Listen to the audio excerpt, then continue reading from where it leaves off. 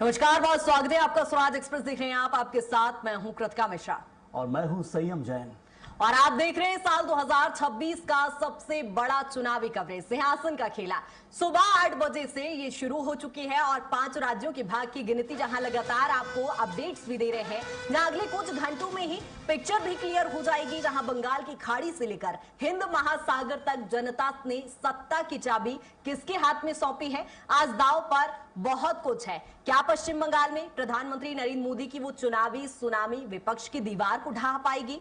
क्या मध्य प्रदेश के मुख्यमंत्री डॉक्टर मोहन यादव, जहां छत्तीसगढ़ के मुख्यमंत्री विष्णुदेव साय का धुआंधार प्रचार बीजेपी के लिए दक्षिण और पश्चिम बंगाल के द्वार खोल पाएगा, या फिर विपक्ष का क्षेत्रीय किला बरकरार रहेगा? 5 राज्यों में 822 सीटें, जहां एक बड़ा सवाल कि आज किसका राज तिलक होगा। शुरू करते हैं बड़ी चर्चा। ये सबसे खास इसलिए क्योंकि 5 राज्य और पांचों राज्य अलग अलग प्रसिद्ध है अपने लिए। असम की बात की जाएगी, उसका अलग कल्चर है, बंगाल का अलग, तमिलनाडु का अलग, और जो नॉर्थ में चलता है वो साउथ में नहीं चलता। तमिलनाडु और केरला में एक अलग पॉलिटिक्स देखने को मिल रही है। और यहां पर आज जो चुनाव के नतीजे हैं, हो सकता है तमिलनाडु में अब तक ये निकल कर आ रहे कि कुछ उलटफेर हो। अब तक डीएमके और एआईएडीएमके हम देखते थे, लेकिन इस बार कुछ थर्ड फ्रंट में जो खेल हो सकता है वो डीएमके और एआईएडीएमके को दोनों को अलग कर सकता है, ऐसा अब तक रुझानों में नजर आ रहा है। तो चलिए चर्चा की शुरुआत करेंगे। हमारे साथ खास मेहमान मौजूद है, तारुफ करा देते हैं आपसे। पीयूष मिश्रा बीजेपी प्रवक्ता है, प्रवीण धौलपुरे कांग्रेस के प्रवक्ता, आप दोनों का बहुत बहुत स्वागत। और के शर्मा वरिष्ठ पत्रकार मौजूद हैं, आपका भी बहुत स्वागत इस चर्चा में जुड़ने के लिए। चर्चा की शुरुआत प्रवीण जी आपके साथ। क्या लग रहा है, केरला से शुरुआत हो रही है आपकी, यूडीएफ की सरकार बनती नजर आ रही है। अभी रुझानों का वक्त था, बहुत आगे निकल चुके रुझानों में, और जब रुझानों में आगे निकल जाए तो ये कहा जाता है कि अब फिक्स है। तमिलनाडु बंगाल में ऊपर नीचे हो सकता है, लेकिन केरला में आपकी फिक्स है। हाँ, 100% यहाँ पर जो लड़ाई हमारी थी वो लेफ्ट के साथ थी, क्योंकि कांग्रेस के विचारधारा के साथ केरल के अंदर लगातार काम कर रही है। और जो भारतीय जनता पार्टी की ध्रुवीकरण की राजनीति है वो केरल में स्पष्ट रूप से दिख रही है कि वहाँ की जनता जो बहुत शिक्षित है, भोली वाली है, समझदार है, हमेशा उन विषयों पे वोट देती है, मतदान देती है जो वो विकास के होते हैं, वो ध्रुवीकरण के ऊपर वोट नहीं देती है। तो जो केरल है उसका रिजल्ट एकदम क्लियर दिख रहा है। बंगाल के अंदर कांग्रेस मजबूती के साथ आगे बढ़ रही है, लेकिन क्योंकि रुझान अभी भी आना बाकी है, तो अभी कुछ भी प्रेडिक्ट करना बहुत बेईमानी होगी। लेकिन जिस तरह हमारा सहयोगी दल इंडिया गठबंधन के सब लोग मिलकर साथ काम कर रहे हैं, तो निश्चित रूप से जो रिजल्ट अभी 1-2 घंटे बाद और क्लियर होंगे तो उसमें चीजें और क्लियर हो जाएंगी कि कांग्रेस कहाँ है और हम कहाँ। आप केरला में आगे निकले हैं, स्वतंत्र होकर लड़ रहे हैं, लेकिन लगता है कई बार कांग्रेस की पॉलिटिक्स नुकसान का कारण बनती है। मैं लौटूंगा, आपके पास सवाल अभी बहुत भी है, लेकिन शुरुआत इस वक्त आप देखिए एक बड़ी खबर आ रही है, वो आपको हम बता देते हैं। जहां बंगाल हो और साथ में दूसरे राज्यों की बात की जाएगी तो अलग अलग नतीजे निकल कर सामने आ रहे हैं, लेकिन रुझानों में बीजेपी के लिए खुशखबरी है। 5 में से 3 राज्यों में बीजेपी की सरकार बनती दिख रही है। बिल्कुल, ये एक बड़ा अपडेट लगातार चूंकि सुबह से ही हम दिखा रहे हैं। हालांकि अभी ये रुझान है, लेकिन जिस तरह से सीएम आपने कहा कि जब रुझान आते हैं सामने तो एक थोड़ी सी पिक्चर वो क्लियर करने की जो दर्शक होते हैं वो तो कोशिश करते ही है कि अच्छा बीजेपी आगे चल रही है तो जाहिर सी बात है फिक्स भी यही होगा। तो ऐसे में ये शुरुआती रुझान चूंकि स्वराज एक्सप्रेस सुबह 6 बजे से 7 बजे से लगातार आपको दिखा रहे हैं, और फिलहाल 3 राज्यों में जहां बीजेपी की बढ़त लगातार आपको दिखाई दे रही होगी, तो बीजेपी के लिए खुशखबरी है। और बीजेपी मुख्यालयों में इस समय खुशी का माहौल भी देखा जा रहा है। और थोड़ी देर पहले हमने आपको अपडेट भी दिया था कि प्रधानमंत्री नरेंद्र मोदी भी खुद पीएम आवास पहुंच रहे हैं, वहां पर मुख्यालय पहुंच रहे हैं, और ऐसे में जश्न की तस्वीरें भी स्वराज एक्सप्रेस पर आप लगातार देख रहे हैं। ये अपने आप में एक बड़ी खुशखबरी था, मुझे लग रहा है वही हो रहा है कृतिका, क्योंकि देखिए अब पश्चिम बंगाल लग रहा था उलटफेर होगा, और उसके लिए कितनी मेहनत नहीं की है बीजेपी ने। 2021 में भी की, 2026 में भी की। असम में लग रहा था कि हाँ वापसी नहीं होगी, वही की वही सरकार बरकरार रहेगी, कांग्रेस नहीं आ पाएगी, और वही हो रहा है। पांडिचेरी में भी बीजेपी एनडीए का समर्थन हालांकि लास्ट भी था कि 2021 के मुकाबले यदि हम देखें तो 2026 में इस बार बम्पर वोटिंग हुई थी, और बीजेपी चूंकि जमीनी स्तर पर जो मेहनत पूरी दिखाई दे रही थी, खुद प्रधानमंत्री नरेंद्र मोदी कई सभाएं उन्होंने की है, मध्य प्रदेश के मुख्यमंत्री भी वहां पर पहुंचे, छत्तीसगढ़ के मुख्यमंत्री भी वहां पर पहुंचे, और ये राजधानी दिल्ली की तस्वीरें इस समय आप टीवी स्क्रीन पर देख पा रहे हैं, जहां जश्न का माहौल दिखाई दे रहा है। ढोल नगाड़ू के साथ यहाँ पर आतिशबाजी की जा रही है, और दिल्ली में यानी जश्न की ये तस्वीरें आप देख पा रहे हैं। तो ये खुशी का माहौल इस वक्त इसलिए मनाया जा रहा है क्योंकि असम हो और बंगाल में आप खास इसलिए समझिए क्योंकि बंगाल में ये क्रांतिकारी तरीके से बीजेपी ने काम किया था 2021 और 2026। ये सिर्फ 26 की मेहनत नहीं है। हाँ। 21 में याद कीजिए 3 सीटों के बाद 77 पे आए और 77 के बाद अब ये आंकड़ा शतक मार के आगे निकला है और तब जाकर बहुमत मिलने की जो कोशिश है फिलहाल रुझानों के जरिए नजर आ रही है। हम बहुत जल्दी नतीजों पर नहीं पहुंचेंगे, इंतजार करेंगे, लेकिन रुझान जो बता रहे हैं उसके जरिए आपको पूरी बताने की कोशिश करेंगे। प्रवीण जी, आपसे मेरा सवाल चल रहा था और सवाल यही था कि केरला में आप कम्युनिस्ट के सामने लड़ते हैं, तमिलनाडु में उनके खिलाफ हो जाते हैं, बंगाल में खिलाफ लेते हैं, असम में साथ लड़ते हैं। ये मौका क्यों बदल जाता है आपका? ऐसा क्यों होता है कि जगह बदलने के साथ साथ आप जब चाहते हैं माहौल बदल देते हैं? यदि कम्युनिस्ट के साथ आप तमिलनाडु में लड़ें या फिर बंगाल में लड़ें तो हो सकता है कि शायद सरकार कुछ समर्थन मिल जाए, भले ही नहीं आए लेकिन सीटें बढ़ जाएं। ये क्यों ऐसा होता है? इसे बीजेपी और दूसरे दल मौका परस्ती बोलते हैं। देखिए, स्वाभाविक रूप से कांग्रेस विचारधारा के ऊपर पूरे देश में काम करती है। कांग्रेस ने कभी विचारधारा से समझौता नहीं किया। हम लोग चुनाव परिणाम को लेकर कभी हतोत्साहित नहीं रहते कि परिणाम क्या आएंगे। हम विचारों के ऊपर काम करते हैं, क्योंकि जो देश है वो देश की जो मूल विचारधारा है वो संविधान से चलती है और देश के हर व्यक्ति को, नागरिक को स्वतंत्र रूप से उनके अधिकार मिले, रोजगार मिले, उन मुद्दों पे हम लोग राजनीति करते हैं। पीआर मैनेजमेंट के ऊपर कभी राजनीति नहीं करते हैं। आपने देखा होगा आसाम के अंदर हेमंत बिस्वा और शुभेंदु जो अधिकारी हैं वो पीआर मैनेजमेंट पे वहां पर काम कर रहे हैं, चाहे आसाम हो या बंगाल हो। कांग्रेस विचारधारा पे काम करती है, उसका फायदा उनको मिल रहा है। देखिए, मुद्दों की राजनीति करना कांग्रेस करती है, वो लोग ध्रुवीकरण की राजनीति करते हैं। क्योंकि आज जिस तरह से सरकारी मशीनरी का दुरुपयोग पूरे देश में हो रहा है, ये पूरा देश जानता है, तो परिणाम तो जरूर उनके पक्ष में होंगे। लेकिन विचारधारा जो है, जो कांग्रेस की विचारधारा, उस मूल विचारधारा से कभी कांग्रेस समझौता नहीं कर सकती। चलिए, पीयूष जी से भी सवाल ले लेते हैं। पीयूष जी, इस वक्त नॉर्थ और नॉर्थ ईस्ट में ही आप सदर्न स्टेट्स में खाता खुलना थोड़ा मुश्किल लग रहा है और केरला और तमिलनाडु की बात की जाएगी तो बहुत सवाल उठेंगे। प्रचार आपने कोई कमी छोड़ी नहीं है, लेकिन इस वक्त लग रहा है कि बहुत खुशी है क्योंकि बंगाल में आप एक क्रांति करके बीजेपी लेकर आए, क्योंकि बीजेपी कभी रही नहीं बंगाल में।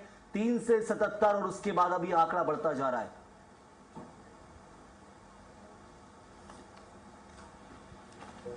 नमस्कार, मेरी आवाज आ रही है?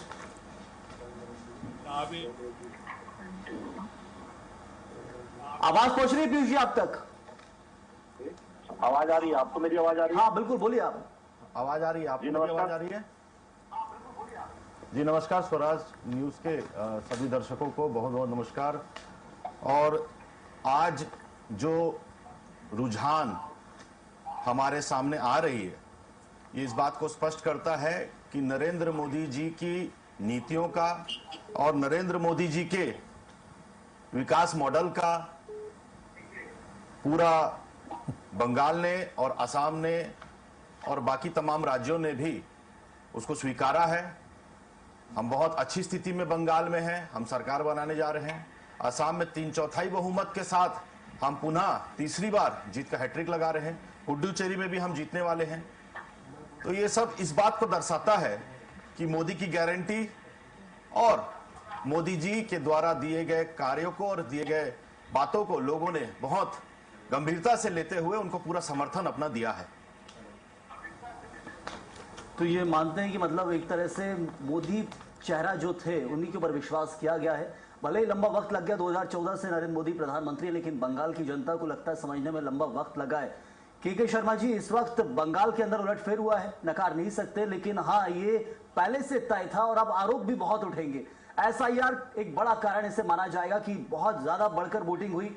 ममता बनर्जी कहती रही कि ये वोटिंग इसलिए हो रही क्योंकि वो एसआईआर का विरोध कर रहे हैं, लेकिन शायद टीएमसी भ्रम में रह गई है। संयम जी, बंगाल जो है भाजपा के लिए ज्यादा महत्वपूर्ण था। अन्य राज्यों, असम में तो देख रहे हैं कि रिपीट हो रहा है और अच्छे खासे परिणाम आ रहे हैं, पहले से बेहतर रिजल्ट की स्थिति है। ये पूरे मामले को यदि देखेंगे तो भाजपा का घोषणा पत्र देखिए आप, असम में देखिए, चाहे बंगाल में देखिए या अन्य राज्यों में भी देखेंगे, चाहे विजय जो टीवीसी का है तमिलनाडु, उसके घोषणा पत्र को देखेंगे, क्योंकि मुद्दों के आधार पर राजनीति में यदि जाएंगे। 2 बातें हुई, एक मुद्दों की बात हुई, मोदी की गारंटी और विचारधारा, 3 बातें अभी चर्चा में हुई है। तो उसमें आप देखिए कि 3000 रुपए महिलाओं को देने की बात कही गई है, जबकि ममता दीदी पहले से ही 1500 रुपए दे रही है। उसके बाद फिर युवाओं को भी 3000 रुपए बेरोजगारी नौकरी मिलते तक देने की बात आ रही है।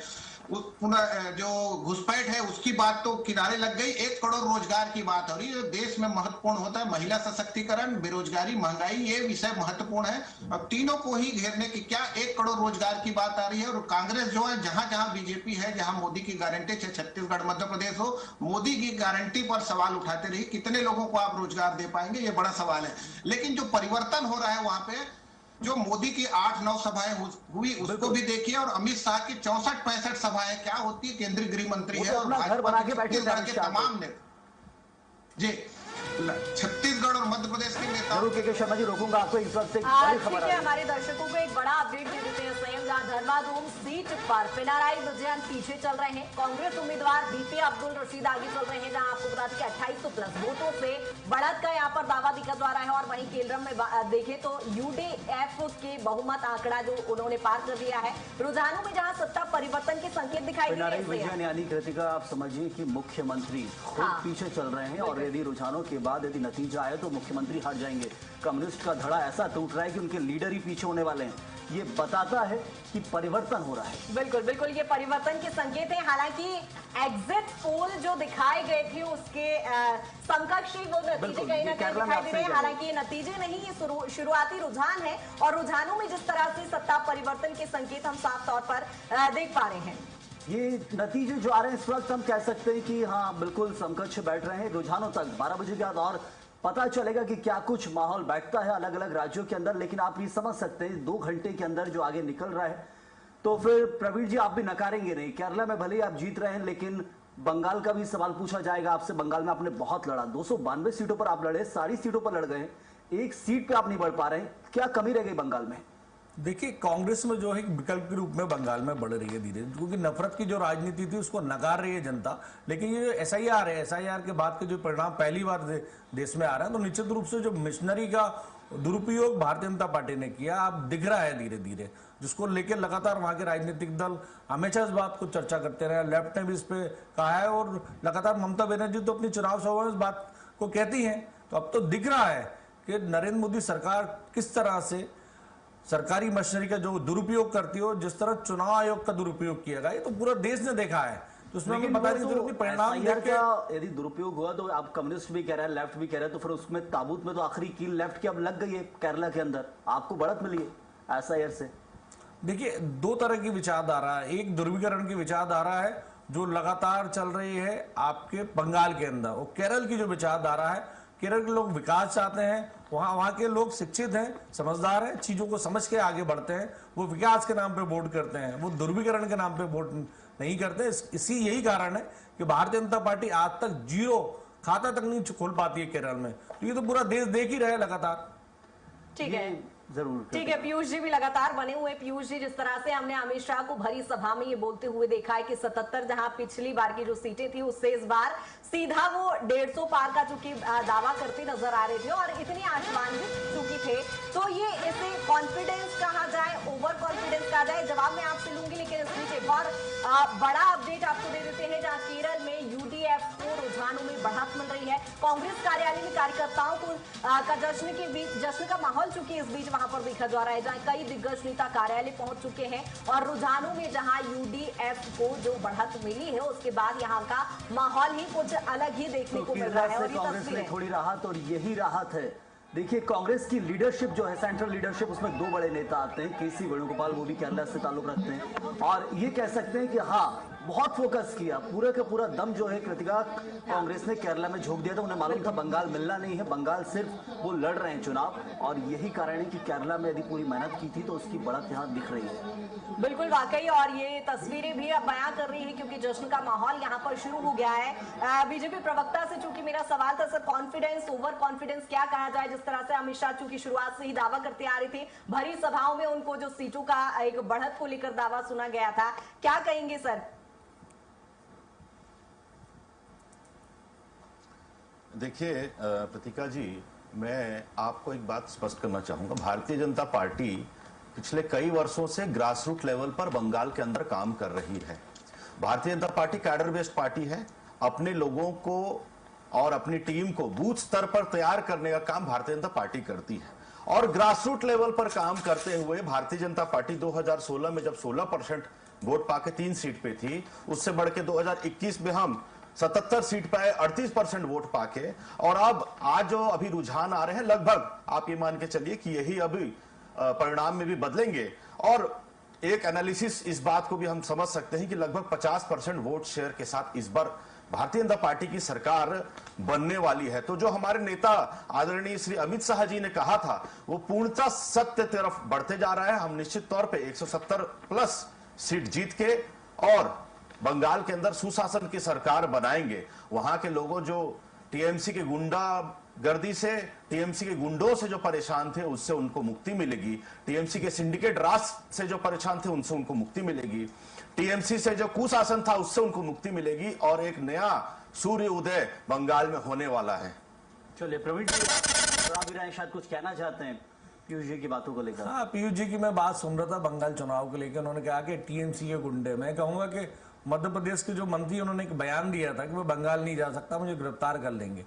तो आप ये समझिए कि क्या ध्रुवीकरण वो करके आए कि वो उस प्रदेश के प्रभारी होने के बाद चुनाव में वहां एक बार भी तफरी करनी नहीं है। तो आप समझ सकते हैं कि किस तरह की राजनीति करती है। इनको जनता से कोई सरोकार नहीं है, उनको मुद्दों से कोई सरोकार नहीं है, इनको विकास से कोई सरोकार नहीं है।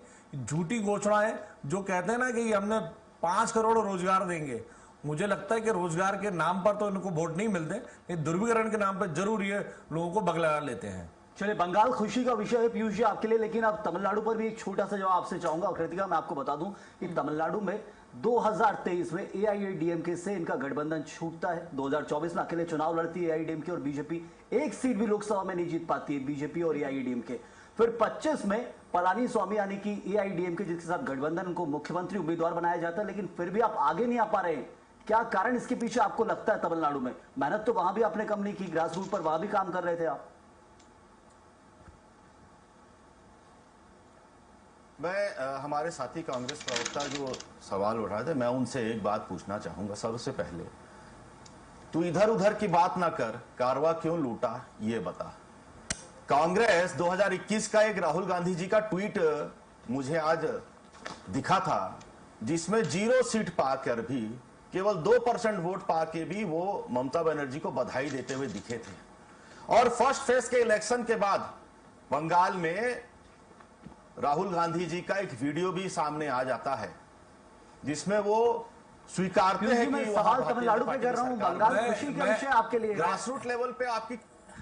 देखिए, सवाल तमिलनाडु को लेकर आपसे। मैं तमिलनाडु पे आ रहा हूं, क्योंकि ये मैं तमिलनाडु पे आ रहा हूं। मैं बोलना चाहूंगा, कांग्रेस के साथी प्रवक्ता जो कह रहे थे उसके दृष्टि से हिसाब से थोड़ा बताना चाह रहा था। तमिलनाडु में भी भारतीय जनता पार्टी मजबूत स्थिति में आती दिख रही है। निश्चित तौर पे हमारी वहां पे एआईएडीएमके के साथ गठबंधन है, एनडीए संयुक्त रूप से वहां चुनाव लड़ रही है। लगता है गठबंधन महंगा पड़ा है, गठबंधन ही महंगा पड़ा है। चलिए, इस वक्त एक बड़ा अपडेट लेंगे।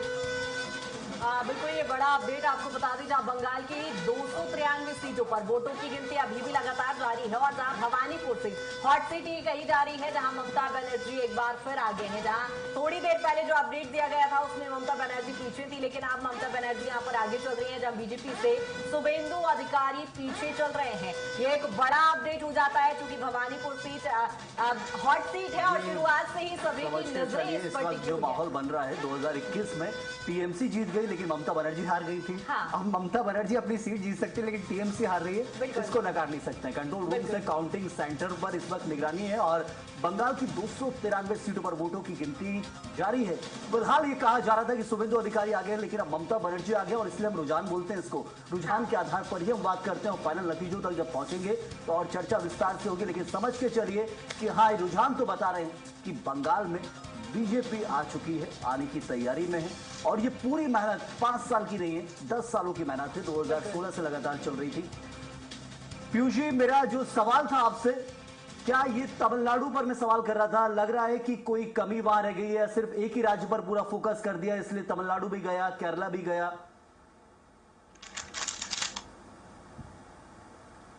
नहीं, बिल्कुल नहीं, मैं आपकी बात से सहमत नहीं हूं। तमिलनाडु में हम मजबूत स्थिति में आ रहे हैं। लगभग 80 सीट एआईएडीएम के साथ अभी बढ़त बनाए हुए हैं। लगभग 75 सीटों पे हम बढ़त बनाए हुए हैं। केरला की बात आप कर रहे हैं, केरला में भी हमारा ग्रास रूट लेवल काफी अच्छा हम वर्किंग कर रहे हैं। अभी लोकल बॉडी चुनाव जब हुए तो वहां पे कई सारे लोकल बॉडीज में जंग में नहीं, कम्युनिस्ट और कांग्रेस की जंग है वहां तो की है। और केरला में भी हम मजबूत और एक सकारात्मक विकल्प के रूप में वहां के लोगों के लिए हम आगे काम करेंगे। और जैसे कि एक जवाब लूंगा छोटा सा, उसके बाद लौटाऊंगा। बंगाल में भी जैसे हमने वोट शेयर बढ़ाया था, उस हिसाब से केरला में भी हम आने वाले चुनाव में काफी अच्छी स्थिति में रहेंगे। कोशिशें जारी है, यही हौसले है जो आगे जाकर आपको शायद जीत दिला सकता है। के शर्मा जी, नॉर्दर्न स्टेट्स में जरूर तैयारी है और जीत मिल रही है बीजेपी को, नॉर्थ ईस्ट तक भी अच्छी पहुंच हो गई है। सदर्न स्टेट्स में क्या कमी रह रही है? क्या लैंग्वेज बैरियर है क्या? निश्चित रूप से जैसे अभी केरल की बात कर रहे हैं, जैसे और तमिलनाडु, ये दो जगह की स्थिति भाजपा के लिए चुनौतीपूर्ण जैसे दिख रही है। अब तमिलनाडु में महत्वपूर्ण है कि विजय की पार्टी सबसे बड़ी पार्टी बन रही है, तो टीवीके का समर्थन क्या स्थिति में, जो आपका सवाल था कि भाजपा को साथ रहने से नुकसान हो रहा है क्या, अब क्या एआईडीएमके के साथ मिलकर विजय को मुख्यमंत्री बनाएंगे कि नहीं, क्योंकि डीएमके खिलाफ के दोनों ही हैं। ये एक तमिलनाडु के देखने वाली बात रही। कि दूसरा चीज है तमिल गौरव संस्कृति को लेकर, भाषा को लेकर खासकर वहां जो बात है, वहां पे भाजपा कितनी घुस पा रही है, ये दक्षिण में तो निश्चित रूप से सवाल है ये। और लेकिन महत्वपूर्ण है कि एआईडीएमके या डीएमके के हटने के, विजय के आने के में भी आप देखेंगे तमाम प्रकार की घोषणाएं उसके हैं। पहली बार में आप देखेंगे 2500 रुपए महिलाओं को, 200 यूनिट बिजली, हर घर बाइक या कार, अभ्यर्थी कृषि ऋण को लेकर माफ कर देंगे, शादी में सोना देंगे, तमाम प्रकार की घोषणाएं उनकी भी है। राजनीतिक दल अपनी घोषणाओं पर कितना अमल करते हैं ये महत्वपूर्ण है। दूसरा चीज है विजय का समर्थन क्या करते हैं। बंगाल को लेकर जो बात आ रही है, तो आपका सवाल जो है केरल को लेकर था मेरे ख्याल से, जहां नहीं आ पा रही है। मेरा सवाल तो कांग्रेस के लिए सदर्न स्टेट्स को लेकर ही कि सदर्न स्टेट्स में क्या कमी रह रही है। लैंग्वेज बैरियर भी एक कारण माना जाएगा क्या? क्या ये छाप पड़ गई है बीजेपी के ऊपर कि ये नॉर्थ की पार्टी है, ये हम समझ सकते हैं साउथ के अंदर? निश्चित रूप से ये बातें है कि नॉर्थ की है, लेकिन अन्य दलों के साथ मिलकर के जैसे घुसने की बात हो रही है, धीरे धीरे प्रयास कर रहे हैं। बंगाल में तो पूरा ममता दीदी ने जो तुष्टिकरण की राजनीति कहते हैं, जिसको राहुल गांधी ने भी कहा, जिसका पूरा लाभ भाजपा को मिल गया। वहां पे तुष्टिकरण, संतुष्टिकरण, महिलाओं को लेकर उन्होंने भी बहुत सारे वादे किए, 1500 रुपए देती रही। अब जाके जो है भाजपा वहां जा रही है, तो भाजपा का ध्रुवीकरण, जिस तरह से एक भय का वातावरण वहां बन गया था, महिला स्क्वाड बनाने की जो बात आ रही है, दुर्गा वाहिनी बनाने की बात है, ये तमाम प्रकार की बातें, महिलाओं की भूमिका वहां पे एक महत्वपूर्ण है, जिसको मेरे ख्याल से अमित शाह ने बेहतर समझा। और उसमें चाहे महिला आरक्षण की बात करें, ये वहां की बात आती है। अब जहां के कांग्रेस के लिए बेहतर स्थिति है, तो केरल में निश्चित रूप से एक बड़ी खबर है कि कांग्रेस कहीं न कहीं तो अपनी एक जगह बना के रखी। राष्ट्रीय पार्टी है कि कांग्रेस का कमजोर होना मतलब राष्ट्रीय स्तर पर विपक्ष का कमजोर होना, इस दृष्टि से भी देखें तो कांग्रेस कहीं है। और केरल में जिस ढंग से और चलिए इस वक्त एक बड़ी खबर आपको बताएंगे हम। तमिलनाडु में टीवीके का विजय रथ, रुझानों में टीवीके को 109 सीटें, नंबर 1 पार्टी बनती दिख रही है। एक्टर विजय की टीवीके डीएमके तीसरे नंबर पर खिसक गई है। 2 साल पहले ही एक्टर विजय ने ये नई पार्टी बनाई थी और यहाँ की राजनीति में यह है कि डीएमके के साथ गठबंधन सही नहीं बैठा, तो देखिए आप आगे निकलते नजर आ रहे हैं। एक्टर होने का भी फायदा मिल रहा है और चेहरे का बड़ा जो सपोर्ट है वो विजय को मिलता नजर आ रहा है। तमिलनाडु के अंदर लग रहा था डीएमके आगे है, एग्जिट पोल में डीएमके को आगे बता रहे थे कृतिका, लेकिन देखिए क्या एग्जिट पोल में क्या हो रहा है। ये हो जाता है कि जिस तरह से आपने कहा, बाकी एक एक्टर है तो जाहिर सी बात है कि प्रशंसक बहुत सारे होंगे उनके, और एक अलग पार्टी बनाने के बाद एक बड़ी चुनौती अपने आप में हो जाती है। लेकिन अलग पार्टी बनाने के बाद यदि विजय रथ निकलता है तो ये एक बड़ी खुशी की बात है टीवीके के लिए। तभी डीएमके के साथ गठबंधन बैठ रहा था, लेकिन आप याद कीजिए 2024 के लोकसभा चुनाव में को याद है, उस समय भी नहीं बैठ पाया और 2026 में कहा जा रहा था कि डीएमके सही सीट नहीं दे रही है टीवीके को, इसलिए अकेले जाके लड़ रहे हैं। ये लग रहा है कि कुछ नुकसान डीएमके आपके घटक दल को हुआ है साथ में। देखिए, नुकसान कांग्रेस को कहीं नहीं हुआ है। पूरे 5 राज्य के चुनाव में कांग्रेस तो विचारधारा के साथ बढ़ी रही है, लेकिन जो साउथ के हमारे गठबंधन, जो हमारे दल हैं दूसरे, उन दलों के साथ क्योंकि क्षेत्रीय पार्टियां हैं, वो क्षेत्रीय पार्टियों के साथ क्योंकि अलायंस करके हमें बढ़ना है, क्योंकि हम लड़ रहे हैं जिस पार्टी से, उस पार्टी का बिल्कुल जनाधार साउथ के अंदर नहीं है। जैसा अभी हमारे मित्र एक चर्चा कर रहे थे कि साउथ की ही कांग्रेस भाजपा है और नॉर्थ के अंदर कौन किस पर भारी है, तो ये चीजें दिख रही हैं। अब धीरे धीरे समय में बताएंगे हम आपको, क्योंकि रुझान अभी आना चालू है। तो लगातार जिस तरह से गठबंधन को लेके जो हमारे वरिष्ठ नेता तय करेंगे उसमें आगे चर्चा होगी। लेकिन ताज्जुब है कि टीवी का जबरदस्त प्रदर्शन देखने को मिल रहा है, लेकिन ना सिर्फ चेहरे का फायदा मिला है बल्कि यहाँ ये कह सकते हैं कि एक तरीके से थर्ड मोर्चे पर खेलने के बावजूद भी डीएमके और एआईएडीएमके को दोनों को किनारे कर दिया। लेकिन अभी फिलहाल रुझान है, बहुत जल्दबाजी नहीं करेंगे, लेकिन हाँ 100 का आंकड़ा जरूर टीवी के ने पार किया है तो नकार भी नहीं सकते हैं। पीयूष जी, इस वक्त अब क्या लग रहा है आपको, क्या माहौल बदल रहा है तमिलनाडु के अंदर भी? आप तो पीछे खिसक रहे हैं, लेकिन डीएमके जो है वो थर्ड फ्रंट पे आ गई है, जबकि एग्जिट पोल में वो आगे निकल रही थी। की रचना बनी है। डीएमके और कांग्रेस की सरकार तमिलनाडु में जो भ्रष्टाचार मॉडल पेश किया था उसको जनता ने नकार दिया है। उन्होंने जो परिवारवाद की राजनीति की थी उसको जनता ने नकार दिया है। सनातन संस्कृति का अपमान लगातार जो करते रहे हैं वहां के मुख्यमंत्री जी और उनके बेटे, उसको गंभीरता से लेते हुए वहां के जनता जनार्दन ने अपना फैसला सुना दिया है।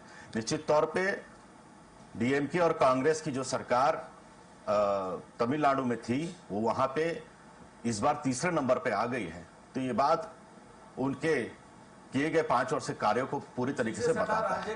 भारतीय जनता पार्टी मजबूती के साथ अपने शेयर बढ़ाने में आगे बढ़ रही है। और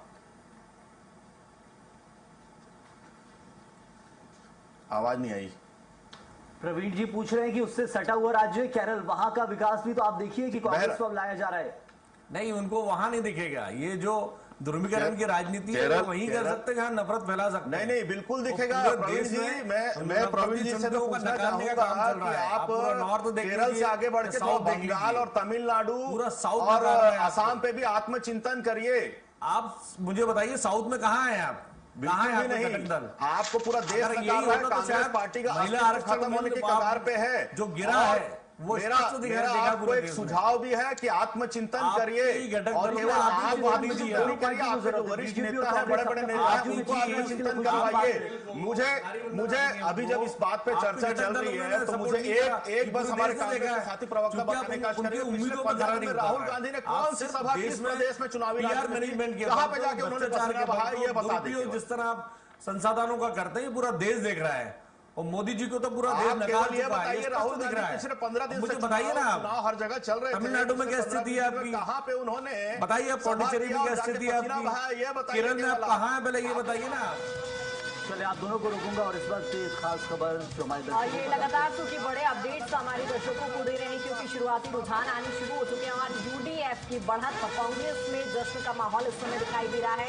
और तिरुवनंतपुरम में दफ्तर में जहां नेताओं में खुशी देखी जा रही है, वहीं केसी वेणुगोपाल और रमेश चेन्निथल्ला गले मिले हैं। और केरल में चूंकि इस समय जहां जश्न का माहौल हम देख पा रहे हैं, बहुमत का बड़ा आंकड़ा ये पार किया गया है और जीत के संकेतों के बीच जहां कांग्रेस उस समय काफी उत्साहित तो नजर आ रही है। और ऐसे में अब तस्वीरें भी लगातार हम अपने दर्शकों को दिखा रहे हैं जहां कांग्रेस के मुख्यालय में यहां पर खुशी का माहौल, जश्न का माहौल दिखाई दे रहा है। गले मिलते हुए यहां पर खुशियां मनाई जा रही है। बिल्कुल, केसी वेणुगोपाल का जो कद है कांग्रेस पार्टी के अंदर, हम सब जानते हैं कैसे राहुल गांधी के एकदम करीबी हैं। और अब देखिए वो फायदा और मिलेगा। केरला उनने जीत के दिखाया और इसमें केरला जीतने में दो जनों का, जो दो बड़े नेताओं का हाथ है।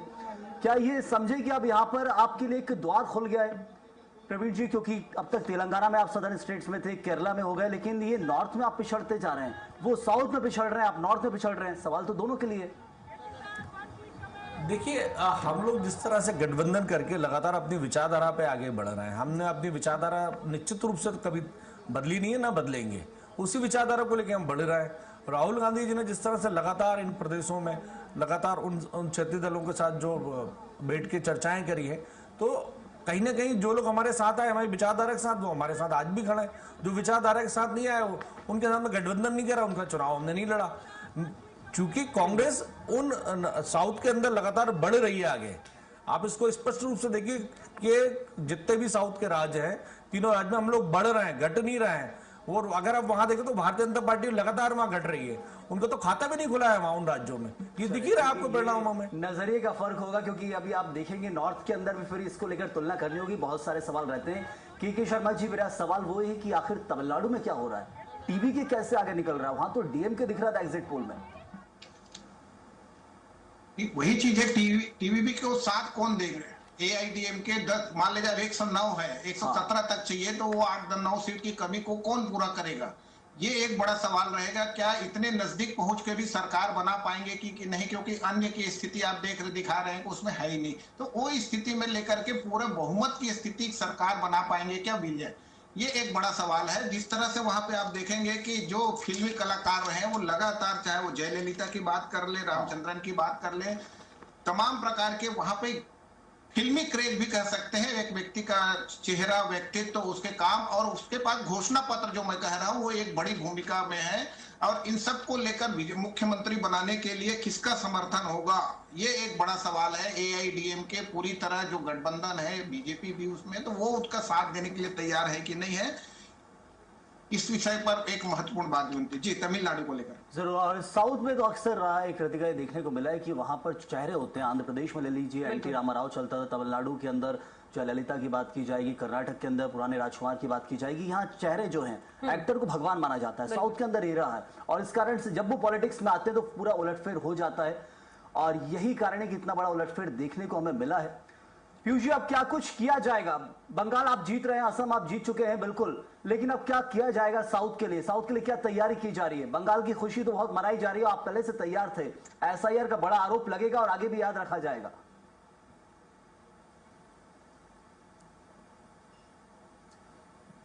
देखिए, केरला में UDF और कांग्रेस की गठबंधन को बहुमत मिल रहा है, तो उसके लिए उनको पहले बधाई। तमिलनाडु उनके हाथ से चला गया है, कांग्रेस के DMK के साथ जो उनका गठबंधन था उसको वहां की जनता ने नकार दिया है। आंध्र प्रदेश में हमारी NDA की सरकार है। केरला में हम एक मजबूत विकल्प के रूप में आगे बढ़ रहे हैं। कर्नाटका में हमने पहले भी कई बार सरकार बनाई है, वहां का जनता का विश्वास हमारे साथ रहा है। तो दक्षिण भारत राज्यों में भी भारतीय जनता पार्टी को समर्थन मिलता रहा है। और भारतीय जनता पार्टी, जैसे मैंने कहा, एक कैडर बेस्ड पार्टी है। हम बूथ स्तर पर अपने कार्यकर्ताओं को तैयार करने का काम करते हैं, बूथ स्तर पर हमारी बूथ इकाई तैयार करने का काम करते हैं। माइक्रो मैनेजमेंट के साथ हम पार्टी संगठन को भी चलाते हैं और चुनाव भी लड़ते हैं। जो जनादेश अभी आया है उसका हम सम्मान करते हैं। जो जनादेश हमको दक्षिण के राज्यों में मिला उसका भी हम पूरी तरीके से सम्मान करते हैं। और विशेष तौर पे आपके स्वराज न्यूज के डिबेट के माध्यम से, स्वराज न्यूज के माध्यम से मैं बताना चाहूंगा कि आने वाले चुनाव में भारतीय जनता पार्टी एक मजबूत विकल्प के रूप में लोगों के बीच आएगी। ये पूरा देश देखेगा। मैंने जैसा पहले भी सवाल किया था, आत्मचिंतन और चलिए, तो आत्ममंथन करने की बारी कांग्रेस की है। बिल्कुल। तमिलनाडु इस वक्त एक बड़ी खबर जो हमारे दर्शकों को बताना बहुत बिल्कुल सही। हम लगातार बड़े अपडेट्स हम अपने दर्शकों तक पहुंचा रहे हैं। शिवसेना सांसद संजय राउत ने पश्चिम बंगाल चुनाव रुझानों में भाजपा की बढ़त पर उनका स्टेटमेंट आया। उन्होंने कहा, अब तक कुछ नहीं हुआ है, बढ़त बनाने दीजिए। प्रारंभिक रुझानों में ऐसा होता है, जब पूरे नतीजे आ जाएंगे तब पता चलेगा कि कहां परिवर्तन हो रहा है और कहां सिर्फ हवा है। ये उनका स्टेटमेंट सामने आया। क्या कुछ उन्होंने कहा है वो भी सुनवाते हैं। अब तक कुछ नहीं हुआ है, बढ़त बनाने दो। ये इनिशियली ऐसे रिजल्ट आते हैं, जब पूरे रिजल्ट आ जाएंगे तब पता चलेगा कहाँ कहाँ परिवर्तन हो रहा है और कहाँ नहीं हो रहा है और कहाँ सिर्फ हवा है। अभी तो सिर्फ फर्स्ट राउंड है, पोस्टल बैलेट है, उसमें हवा ही आती है। सब हवा निकल जाने दो। संजय राउत यानी रुझानों को फिलहाल नकारते हुए नजर आ रहे हैं कि ठीक है, ये तो बीजेपी के आत्मविश्वास पर चोट पहुंचाई जा रही है संजय राउत की तरफ से। पीयूष जी, ये लग रहा है कि वाकई रुझानों को लेकर आप जल्दबाजी तो नहीं कर रहे हैं संजय राउत के नजरिए से?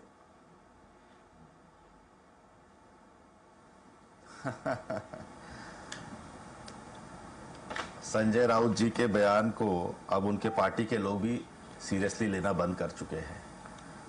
उनके नेता भी उनके बयानों को सीरियसली लेना कर चुके हैं। उनके हम बयानों को बहुत ज़्यादा गंभीरता से लेते भी नहीं हैं। और ये जब भी चुनाव होते हैं, जब भी उसका रिजल्ट आता है, लगभग 11 साढ़े 11 बजे के आसपास जो ट्रेंड रहता है वही आगे चल के परिणाम में बदलता है। बहुत ज़्यादा इसमें डाइवर्शन या बहुत ज़्यादा उलटफेर होने की संभावना बहुत कम रहती है प्राय। तो इस अभी के ट्रेंड के हिसाब से निश्चित तौर पे हम बंगाल में पहली बार सरकार बनाने की ओर अग्रसर हैं। असम में 3/4 बहुमत के साथ तीसरी बार सरकार बनाने वाले हैं और निश्चित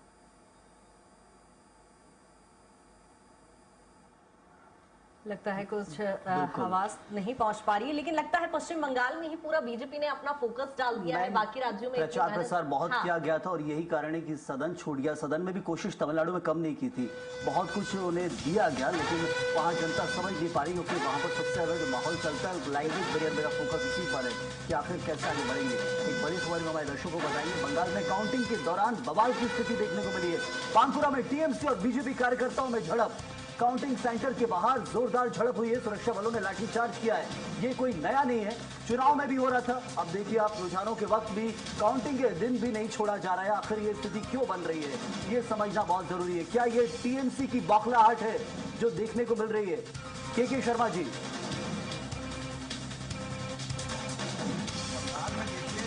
के शर्मा जी, आवाज पहुंच रही है आप तक? जी जी, हेलो। हाँ जी, ये टीएमसी की बौखलाहट देखने को मिल रही है जो हमें पोलिंग बूथ पर पोल वाले दिन देखने मिल रही थी, अब काउंटिंग के दिन भी निकलकर सामने आ रही है। क्या बंगाल में राजनीतिक हिंसा कोई नया नहीं है, कम्युनिस्ट शासन काल भी इसी तरह से आगे बढ़ा, जिसके जवाब में टीएमसी आई। टीएमसी ने कांग्रेस को बंगाल में भारी नुकसान पहुंचाया। कांग्रेस जो विचारधारा की बात कहती है, टीएमसी के साथ ही चुनाव लड़ती थी। टीएमसी, ममता दीदी कहां से निकली और कहां पहुंच गई। तो कांग्रेस, वहां जो राजनीतिक हिंसा की बात करेंगे वो क्या आप सांप्रदायिक हिंसा होने लगा है क्या, ये एक बड़ा सवाल है। और ध्रुवीकरण, तुष्टीकरण की राजनीति के चलते हुए जहां जहां आप तुष्टीकरण की बात करते हैं वहां हिंदुत्व के एजेंडा को लेकर भाजपा बहुत आगे निकल जाती है। बंगाल एक बड़ा उदाहरण के रूप में क्या देखा जा सकता है इस विषय को लेकर के कि मुसलमानों को, एक भी मुसलमान को भाजपा ने बंगाल में टिकट नहीं दी है। कांग्रेस ने वहां पे 63 मुस्लिमों को टिकट दी है और टीएमसी ने 63 मुस्लिम कांग्रेस और 47 मुस्लिम टीएमसी, भाजपा 0। इसको किस रूप में देखा जाए? उसी तरह असम में भी भाजपा ने एक भी मुसलमान को टिकट नहीं दी है। उसके साथ वाले जो असम गण परिषद है उसने 13 मुसलमानों को टिकट दी है। तो ये किस ढंग से ध्रुवीकरण हो रहा है? इसीलिए दक्षिण की बात करें, जनता क्या समझ गई 2026 में जो अब तक नहीं समझ पा रही थी? 26 में आखिर किस चीज पर विश्वास किया है? 26 में एक सुरक्षा की भाव, जिस ढंग से अभी हिंसा भी बता रहे हैं, ये भी एक डर भय का वातावरण है। जो नेता, भाजपा के नेता छत्तीसगढ़ से गए थे, उनका तो ये भी बता रहे हैं कि कोई भाजपा का झंडा लगाया है तो उसको घर से नहीं निकलने दे रहे थे कार्यकर्ता।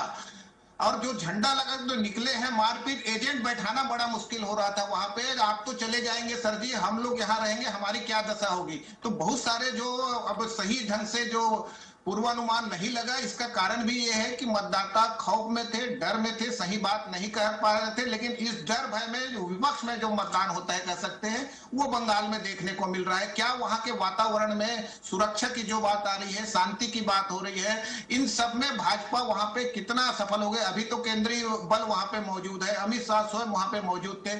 अब स्थिति यह है कि वहां की स्थिति को कंट्रोल करना, यदि सरकार में आते हैं तो मेरा सवाल है बंगाल को लेकर कि आखिर लेफ्ट फ्रंट का गढ़ हुआ करता था बंगाल। केरला तो चलिए अब बिल्कुल गढ़ भी खत्म हो रहा है और बंगाल एक गढ़ हुआ करता था। लेफ्ट का अब तक खाता नहीं खुल रहा है। अन्य में जो 8 सीटें हम आपको दिखा रहे हैं इस बार टीवी स्क्रीन पर, वो 8 भी अन्य की हैं। लेफ्ट में किसी पार्टी का खाता नहीं खुल रहा है, यहां तक कि कांग्रेस भी एक सीट पर भी बढ़त नहीं बना पा रही है बंगाल के अंदर। के शर्मा, देखिए बंगाल में तो पहले ही साफ हो गई है। केरल अंतिम गढ़ कह सकते हैं कम्युनिस्टों का, जो अब उखड़ चुका है। तो ऐसी स्थिति में कम्युनिस्ट की स्थिति आने वाले समय में क्या होगी? और किसी के साथ गठबंधन, कभी कभी कांग्रेस के साथ मिलकर वो काम करते रहे, लेकिन आपने भी पहले सवाल किया कि वो भी नहीं हो पाया, जिसके चलते हुए क्या दोनों को नुकसान हुआ कम्युनिस्ट के गढ़ में। अब कम्युनिस्ट को लेकर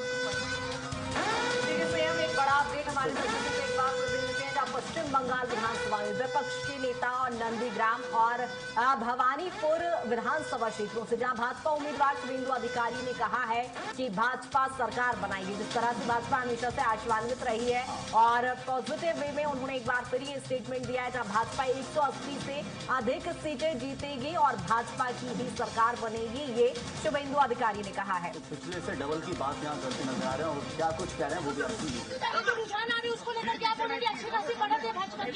बीजेपी सरकार का 180 plus BJP will form the government.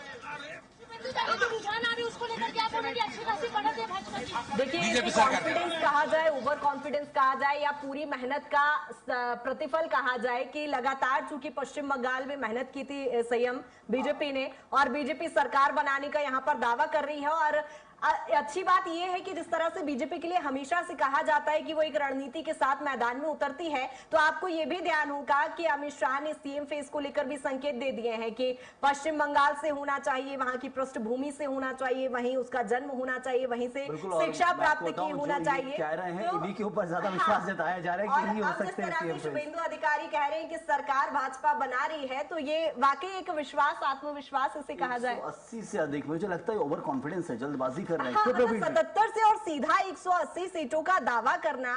और अमित शाह को हमने उनकी रैलियों में भी यही कहते सुना है। उन्होंने कई इंटरव्यूज के दौरान, कई रैलियों के दौरान, सभा के दौरान यही बात दोहराते हुए नजर आए हैं, जो शुभेंदु अधिकारी भी अब इस समय कह रहे हैं। मुझे संजय राउत की बात याद आ जाती है, बोलते हैं अभी तो रुझान चल रहे हैं, जल्दबाजी आप कर रहे हैं, क्योंकि बाकी देखें 123 और 159 ज्यादा फासला नहीं, अभी 1-2 घंटे में भी ऊपर नीचे हुआ तो फिर बहुमत के लिए लाले पड़ जाएंगे, मुझे लगता है। बिल्कुल, हालांकि पिक्चर क्लियर होगी, लेकिन अब देखते हैं सीएम किस तरह से, जिस तरह से। प्रवीण जी, एक मेरा सवाल आपसे है, और वो सवाल ये है कि खाता भी नहीं खुल रहा बंगाल में, ऐसा क्या कर दिया आपने? कुछ किया ही नहीं है क्या? नहीं, देखिए, पुराना मतलब कांग्रेस का इतना पुराना नाम, आजादी से पहले की पार्टी है, आप बड़ा पद भी देते हैं बंगाल से आने वाले आपके नेता को, जो एक वक्त हम कहते थे कि लोकसभा अपना पक्ष रखते थे, लेकिन इस वक्त आखिर बंगाल में क्या स्थिति है? क्यों एक सीट भी कांग्रेस नहीं जीत पा रही है? कहां पहुंच गई कांग्रेस?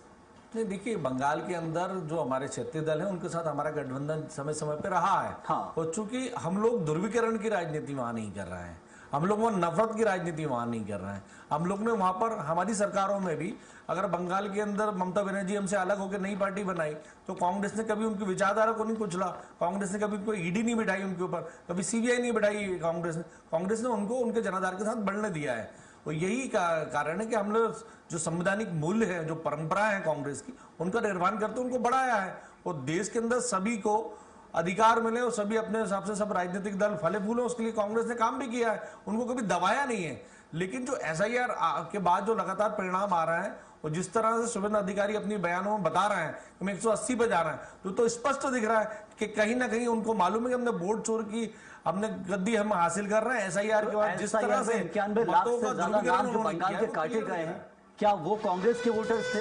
क्योंकि टीएमसी से अपना बताती है। मैं सवाल लूंगा आपसे, एक बड़ी खबर इस वक्त जो आपने दर्शकों को बता दी। हम दे देते हैं पश्चिम बंगाल में खड़गपुर सीट से भाजपा उम्मीदवार दिलीप घोष ने, उनका भी बयान सामने आया। उन्होंने कहा अभी नतीजों की घोषणा बाकी है, लोगों ने जिस भरोसे के साथ मतदान किया है वो पूरा होगा। बंगाल भारत के साथ चलेगा और अब वो बांग्लादेश की तरफ नहीं जाएगा। जनता चाहती है कि यहाँ पर परिवर्तन हो, यहाँ पर परिवर्तन के संकेत शुरुआत से ही संयम दिखाई दे रहे थे और अब यहाँ पर लोग परिवर्तन। और ये दिलीप घोष वही नेता है जो 2021 में इनके ऊपर बड़ी जिम्मेदारी थी और इन्हीं को चेहरा बना के लड़ा जा रहा था, जैसे अभी शुभेंदु अधिकारी आपको नजर आ रहे हैं। पीयूष मिश्रा जी, लग रहा है शुभेंदु अधिकारी जल्दबाजी कर रहे, 180 से प्लस ओवर कॉन्फिडेंस कहलाता है ये तो। पहले बहुमत पर आए हैं, अभी रुझानों का वक्त है, क्या 180 प्लस ओवर कॉन्फिडेंस में आ रही है क्या बीजेपी? नहीं, ये ओवर कॉन्फिडेंस नहीं है, ये अपने द्वारा किए गए मेहनत के ऊपर भरोसा है। हमने जिस तरीके से ग्रासरूट लेवल पे काम किया है उसका ये भरोसा है जो आज बीजेपी के नेता आदरणीय शुभेंदु अधिकारी जी कह रहे हैं। मैं आज आपके इस चैनल के माध्यम से इस तरीके से, अच्छी तरीके से जो चुनाव आयोग ने चुनाव करवाया है उनको बहुत बहुत बधाई साधुवाद देता हूं।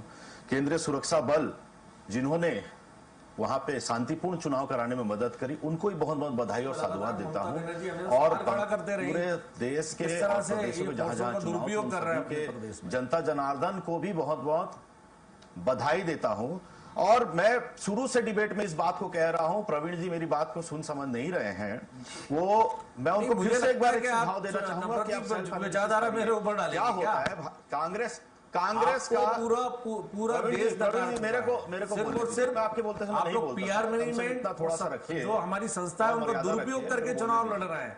अब जनाधार पे चुनाव नहीं लड़ रहे हैं, अब विकास पे चुनाव नहीं लड़ रहे हैं। जब चुनाव हारते हैं तो ये संवैधानिक संस्थाओं पे उंगली उठाने का काम ये कांग्रेस की प्रवृत्ति होती है। सवाल आदत के में आ शर्मा जी चुका से है। लूंगा। चुनाव जीतते हैं तो सब दोनों को रखूंगा मैं। के शर्मा जी, आवाज पहुंच रही है आप तक मेरी? आप चुनाव का दुरुपयोग कर रहे हैं कि नहीं कर रहे हैं? ये शुभेंदु अधिकारी का 180 प्लस जाना, क्या ये जल्दबाजी, ओवर कॉन्फिडेंस या फिर मेहनत का नतीजा बता रहे हैं पीयूष जी? तो देखिए, इसमें अभी तो बहुत सारी सीटें जो नजदीकी मुकाबला वाला कह सकते हैं, उनमें यदि प्लस करते हैं तो जा भी सकते हैं। 180 ज्यादा दूर है नहीं, लेकिन महत्वपूर्ण है वहां पे सरकार बनाना। सरकार बीजेपी की यदि बन रही है तो इससे बड़ी, उससे 10 सीट ज्यादा हो जाए वो ज्यादा महत्वपूर्ण नहीं है। सरकार बनाना एक महत्वपूर्ण है, और उससे आगे बढ़ने का इसलिए है कि क्लोज फाइट वाली सीटों पर यदि बीजेपी आगे कर देती है, गेन कर लेती है, तो मुझे लगता है कि वो बीजेपी का प्लस जाएगा। क्योंकि मैंने पहले ही कहा कि लोग डर भय के कारण भी सही आंकड़े अपने किसको मतदान किए यही नहीं बता पा रहे थे, इसलिए ये सब बातें आ रही है अंदर से कि सीटों के जो आंकड़ों में अंतर आ रहा है, ये इसीलिए है। एग्जिट पोल से जो अंतर आगे बढ़ते जा रहा है, 160-165 तक तो एग्जिट पोल ही बता रहे हैं। तो चलिए, बिल्कुल ये इस वक्त यदि आप सत्ता में आ रहे हैं तो ओवर कॉन्फिडेंस भी जायज है, मुझे लगता है कर देगा यही सत्य है। 147 से ऊपर का तो आंकड़ा छू ही लिया है। ठीक है, दावा किया जा रहा है, लेकिन जिस तरह से संजय राउत कह रहे हैं वाकई कि अभी ये रुझान है और आगे जो होगा वो देखा जाएगा। और फिलहाल हमारे सभी मेहमानों का